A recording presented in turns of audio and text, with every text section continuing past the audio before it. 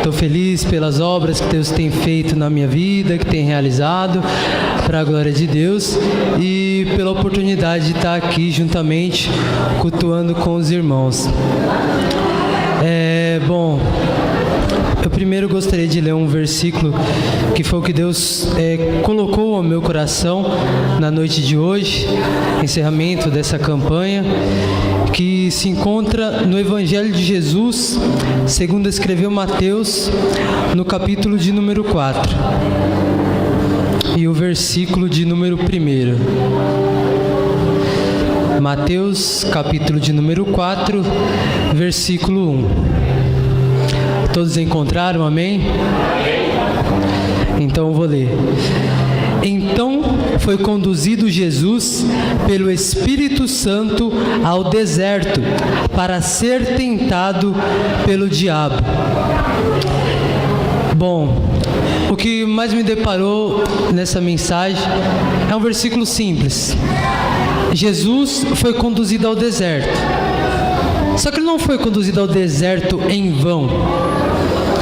O incrível é que ele foi conduzido para ser tentado pelo próprio diabo. E muitas das vezes, nas circunstâncias da vida, acredito que muitas pessoas chegaram hoje pedindo a resposta de Deus, pedindo a resposta do Senhor, de por que tanta sofrência. Hoje é o dia do encerramento da campanha, mas talvez nem todos receberam a bênção, os votos que haviam feito. E aí, cadê Deus? Onde está o seu Deus? Onde está Jesus? E a gente vê que Jesus... E a gente começa a deparar que a gente não é melhor que Ele. Ele mesmo, sendo o grande Deus, sendo o Verbo divino, Ele não precisava ter passado por tudo isso. Mas não, Ele foi conduzido ao deserto para ser tentado pelo diabo, para receber um ministério, jejuou 40 dias e 40 noites, morreu numa cruz, para hoje estarmos vivos aqui, podendo ter o direito da salvação, algo que nós não merecíamos. Mas estamos aqui, louvando e engrandecendo a Ele. Muitas das vezes a gente também se pergunta, por que no deserto a gente fica sozinho? Engraçado que Ezequiel, quando ele foi levado ao vale de ossos secos, ele foi levado sozinho. Quando Jesus ele foi ao deserto, ele também foi levado sozinho. Quando Deus falou face a face com Moisés, ele falou face a face com Moisés, não foi com o povo. O que dá a entender que o deserto, na verdade que você está passando, a luta que você está passando, é um ministério que Deus quer entregar para você. Na verdade ele só quer ter um relacionamento contigo, meus queridos. E muitas das vezes a gente não quer entender. A gente dá a cara a certas coisas, assim, fala, Deus não está no negócio, eu não estou entendendo o que eu estou passando, eu não estou entendendo essa luta. Mas simplesmente é porque Deus está no negócio, Deus está nos planos. Louvado e engrandecido seja o nome do Senhor.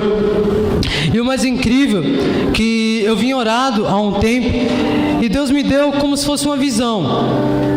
Foi uma visão, na verdade, porque eu estava tomando banho, eu estava louvando, adorando ao nome santo do Senhor, e por um momento eu fechei meus olhos assim, e eu via como se fosse um ser enorme assim, diante de mim. E dentro desse ser, lá no alto, sim, eu via como se fosse uma cabeça. Eu estou tremendo, inclusive, falando isso. E o que era mais incrível, que eu via o corpo por completo, eu via braços, via pernas, algumas partes anatômicas assim do corpo, só que era muito grande, semelhante a um gigante mesmo. Só que dentro desse corpo, era como se fosse, eu via como se fossem umas bolinhas. E quando eu me aproximava mais assim para olhar, naquelas bolinhas, tinha como se fossem pessoas ali dentro. E aí quando eu olhava, era como se eu visse pessoas como meu pai, minha mãe, pessoas normais. E aí eu falei, Deus, eu não estou entendendo esse negócio ainda. Se for da tua vontade, isso realmente, então me mostra diante da tua palavra que isso é real. Aí foi quando Deus falou comigo no livro de Efésios, capítulo de número 1, e versículo 22 e 23, que diz assim: e sujeitou todas as coisas a seus pés, e sobre todas as coisas o constituiu como cabeça da igreja, que é o seu corpo, a plenitude daquele que cumpre tudo em todos. E aí Deus começou a falar diretamente assim comigo: essa cabeça que você viu, na verdade nada mais sou eu, o próprio Cristo, o cabeça da igreja. E este corpo, na verdade sou eu aqui na terra. E na verdade essas bolinhas que você viu, e quando você olhava você via pessoas, na verdade são vocês. Vocês são como células. Assim como você aprendeu lá na anatomia e tudo mais, que as células são fundamentais para o movimento do corpo humano, assim é o ideal que todos os irmãos vivam em união para ter a vitória da igreja aqui nessa terra. E Jesus ainda disse o seguinte, que na verdade, eu ainda perguntei: mas Senhor, diante de tudo isso que você me mostrou, como então que geramos o movimento, que geramos a Tua presença nessa terra? De que forma que sentimos o Teu Santo Espírito adentrar, conforme a irmã cantou aqui essa noite?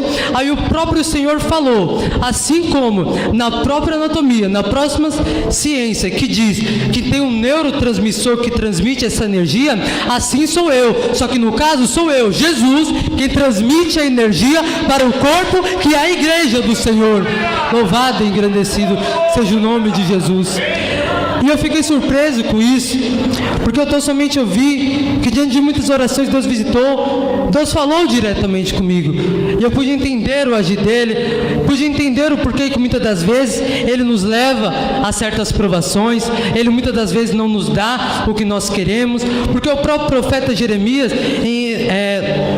diz no capítulo 17 e no versículo 9 que não há nada mais enganoso do que o coração. E muitas das vezes a gente entra na igreja, a gente só pensa em nós mesmos, a gente quer agir de acordo com a nossa vontade, a gente acha que tipo Deus sei lá, como se fosse muitas das vezes até os nossos pais. A gente quer ser birrento, a gente quer se jogar no chão, se espernear, e muitas das vezes Deus não vai dar mesmo. Ele vai querer que você passe muitas das vezes por uma certa experiência para ter um diálogo com Ele. E assim eu louvo a Ele e desde já agradeço por essa oportunidade.